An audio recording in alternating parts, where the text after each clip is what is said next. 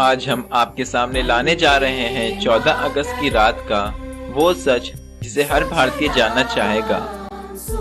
वो रात जिसने हिंदुस्तान का इतिहास, भूगोल, भविष्य और सोच को बदल दिया। वो रात थी आजादी की रात।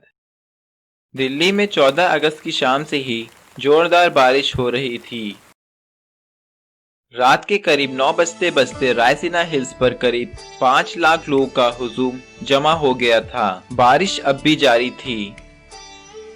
रात को करीब 10 बजे सरदार पटेल, जवाहरलाल नेहरू, डॉक्टर राजेंद्र प्रसाद और माउंटबेटन वायसरॉय हाउस पहुंचे। 14 अगस्त 1947 की रात 12 बजने में कुछ ही मिनट बाकी थे। तब पंडित जवाहरलाल नेहरू ने 2 लाइनें कहकर अपनी स्पीच शुरू करी। At the stroke of midnight hour, when the world sleep, India will awake to life and freedom. चंद ही मिनटों में 12 बजे और 15 अगस्त का यह दिन भारत के लिए खुशियां लेकर आया। 190 सालों बाद ब्रिटिश हुकूमत से देश स्वतंत्र हुआ था, लेकिन इन खुशियों के साथ उतना ही गम था, क्योंकि भारत ने अपना 3,46,738 स्क्वायर मीटर की जमीन और 8 करोड़ लोगों को एक ही रात में गंवा दिया था। देश 2 टुकड़ों में बट गया था, हिंदुस्तान और पाकिस्तान।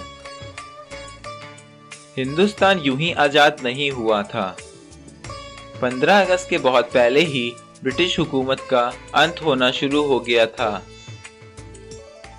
महात्मा गांधी के जन आंदोलन से देश के लोगों में नई क्रांति की शुरुआत हो गई थी, तो दूसरी ओर सुभाष चंद्र बोस की आजाद हिंद फौज ने अंग्रेजों के नाक पे दम कर रखा था। और दूसरे विश्व युद्ध के बाद ब्रिटिश सरकार में इतना दम भी नहीं था कि वो हिंदुस्तान पर अपना शासन चला सकें। इसलिए माउंटबेटन को भारत का आखिरी वाइसरॉय बनाया गया, ताकि देश को आधिकारिक तरीके से स्वतंत्रता दी जा सके। अंग्रेजों ने भारत को शुरुआत में 3 जून सन 1948 के दिन स्वतंत्र करने का निर्णय लिया था, लेकिन मोहम्मद अली जिन्ना ने पाकिस्तान नामक अलग मुल्क बनाने की ठान ली थी, जिसके चलते देश में कई जगह हिंसा शुरू हो गई थी। बिगड़ती परिस्थितियों को देख अंग्रेज भारत को जितना हो सके उतना जल्दी स्वतंत्र राष्ट्र घोषित कर देना चाहते थे, क्योंकि अंग्रेजों को भारत को एक टुकड़े में नहीं बल्कि 2 टुकड़े में विभाजित करना था। स्वतंत्रता के लिए दिन 15 अगस्त ही क्यों चुना गया था? तो इसमें ऐसा है कि सिर्फ हम भारतीय ही शुभ और अशुभ में नहीं मानते थे, पर अंग्रेज भी उतना ही मानते थे। अंग्रेजों के हिसाब से 15 अगस्त का दिन शुभ था।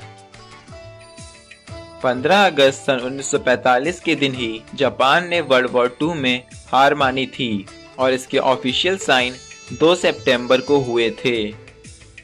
माउंटबेटन के अनुसार 15 अगस्त का दिन एलाइड नेशंस के लिए शुभ था, तो फिर रात 12 बजे के वक्त को ही क्यों तय किया गया? उसके लिए भारतीय ज्योतिषियों का मानना था कि वो समय भारत की स्वतंत्रता के लिए शुभ है।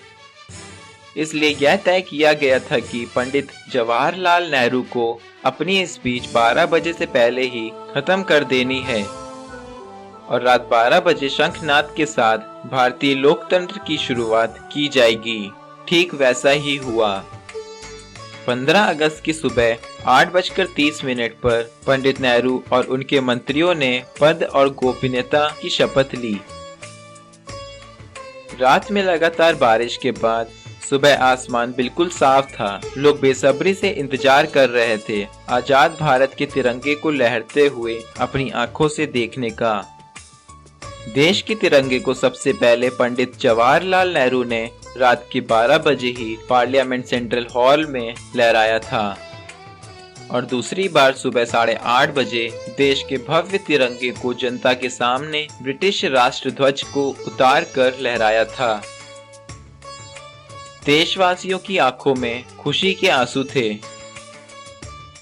आजादी के बाद 15 अगस्त के दिन ही अंग्रेजों ने देश को एक साथ नहीं छोड़ा। अंग्रेज भारत के कुछ भारतीय ऑफिसर भी कुछ वक्त तक के लिए अंग्रेज ही रहे। 1500 ब्रिटिश सैनिकों की पहली टीम 17 अगस्त सन 1947 के दिन अपने देश रवाना हुई, तो आखिरी टीम 27 अगस्त सन 1948 के दिन निकली। और आप लोग हमारे देश की अतिथि देवो भव की प्रथा तो जानते ही होंगे। यह प्रथा हर बार निभाई गई। उनकी आखिरी फौज ने जब मुंबई के बंदरगाह से विदाई ली, तब जॉर्ज पंचम को विदाई देने वाला गीत बैंड बाजा के साथ बजाया गया।